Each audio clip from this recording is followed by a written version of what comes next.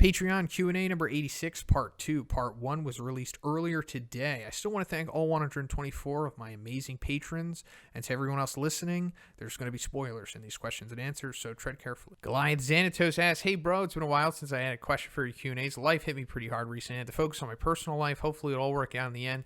Hey, I'm sorry to hear that, Xanatos. I have faith that it'll work out, my friend, so keep your head high. It's just a matter of time before things come back for you.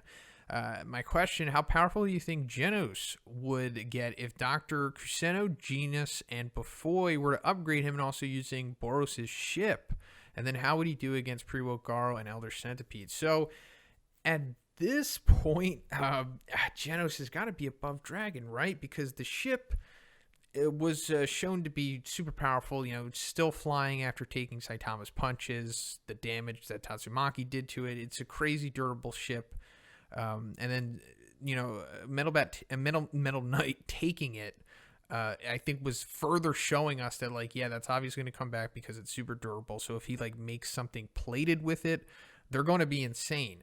So that right there alone is making him insane. But then we have the mind of Bufoy working with the mind of Kuseno in the robotics, and I mean, just to be generous in this hypothetical, we'll say Bufoy is actually trying here, because if it was actually following the series, he really wouldn't care and he wouldn't try to make Genos as powerful as he could, but that's what we're talking about here. So, and then Dr. Genus, whatever he does with the biological aspect of it, I'm not sure what the percentage of cyborg Genos is, but maybe Genus can amplify his brain or something.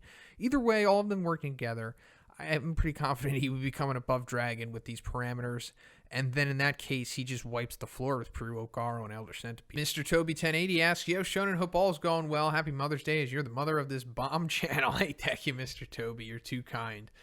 Do you ever see Saitama and Genos having a falling out? So this is a good question, and it always seems like it's on the verge of that happening, multiple moments in the series, when they were talking in, I think, chapter 106 or 107, somewhere around there of the webcomic, when he's like, how do you know that the mad cyborg's even still alive? I could have killed him, that whole exchange. It felt like something was going to happen there, and maybe they were going to have a falling out. So I do think it's possible. I think it's very possible that we could see this happening, and then, that's the part of that arc, and then I guess they come back together and reconcile at the end, possibly. What do you think about the outcome for Phoenix Man chapter will be? Dude, I really have no idea. As for bringing back Koketsu, I think that's way too wishful thinking. Of course, it would be incredible if it did, but I mean, the fight would randomly have to leave where they are, and then they would have to go to where Koketsu's corpse is, which is where the stadium is, and it's just unlikely that that's going to happen unless they somehow retcon it and say that they brought Koketsu's corpse back to the Monster Association. Then it's possible. But if we don't see that, then I don't think it's going to happen. As for just Phoenix Man bringing back people in general, unsure about that. I mean, I think, he's going to do the Hellfire and Gale thing and the Subterraneans. But other than that, I don't think it's going to be anyone significant or anyone sticking around permanently like Hellfire and Gale did. I am unsure why. Maybe they're just changing it because they wanted to make the fight shorter and more cohesive. Maybe they felt that it was a little superfluous. So maybe they're just going to clean it up, possibly. Unsure if it's going to have any significant ramifications on the future chapters. Karn asks, hey Shonen, I'm excited to finally join Patreon and able to support you. I've been keeping up with your One Punch Man videos for a year and a half now, and I've dove deep into the webcomic because of it, and I'm getting into My Hero Academia videos lately, and I've caught up on the manga, and I love your consistent positive energy that you bring all to your videos. Hey, thank you, Karn. That's awesome. I really appreciate that. Thank you. My first question comes from seeing your latest video on 103's rewrite, the reveal that multiple chapters would be edited as well. Do you think that One and Marauder are preparing to take major changes in the future arcs in the manga past the Monster Association arc? How far they are currently in the webcomic with the Neo Hero Civil War looming? It's hard for me to see why they changed the landscape in the manga. Maybe I'm just overthinking. I'd love to hear your thoughts on the recent release and rewrites. I do think that they're doing that definitely for the current story in the webcomic. I mean, the chapter that 103 that just got rewrite.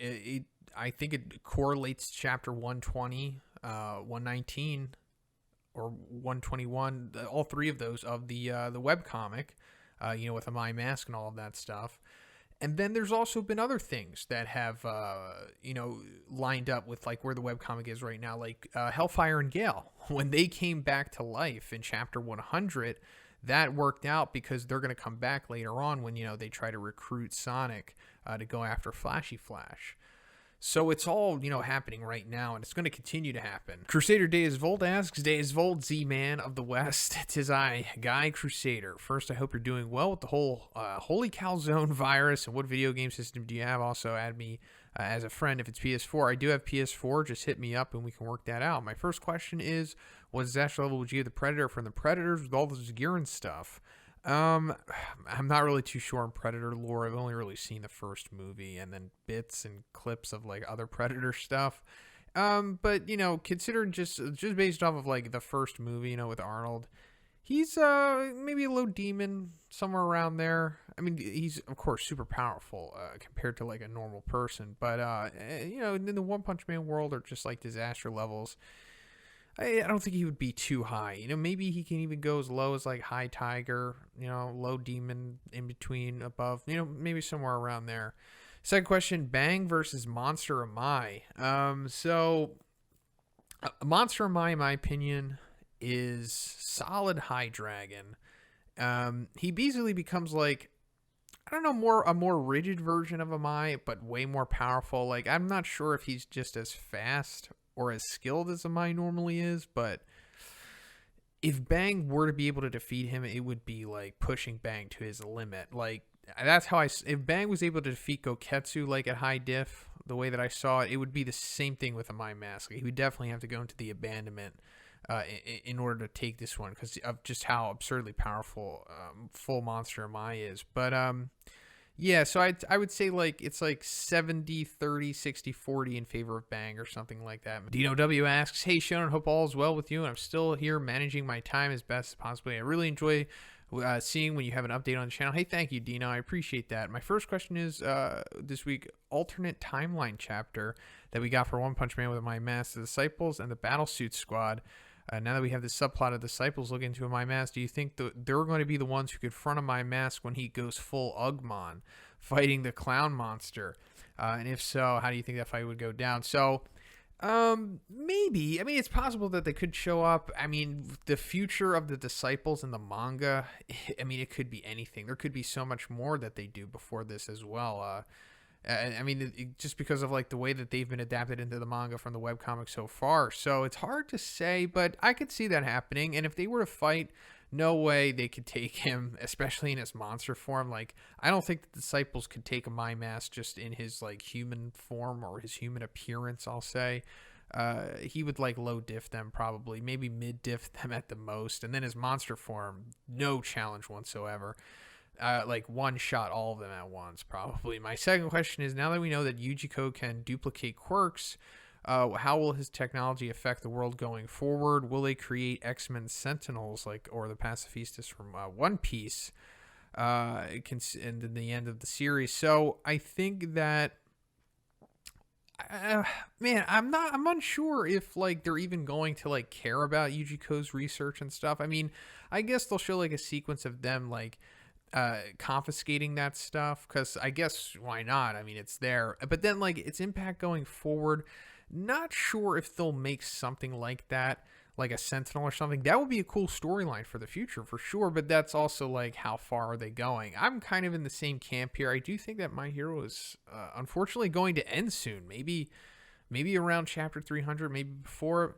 Not sure. It's just too bad. I hope they do like a Shippuden thing, because if they do, then you can have a Sentinel or something like that in the future. But other than that, I just don't think it might get not touched on that much. ShadowBatX asks, hey Shonen, aka YouTube prison inmate 1356. It's me, Patreon prison inmate 1240. Glad you got this letter from my cell. Do you think Saitama could defeat every enemy that he'd face all the way up to the current position of the webcomic, but by only using his legs? Yes, I do think he could. And as you say, like consecutive kicking or a serious kick, I think just one serious kick could probably take them all out at once. I mean, like, why not? If its serious kick is just as powerful as a serious punch, I don't see anyone surviving that. Or even if they do, they're just going to be like a talking torso like Boros was pretty much.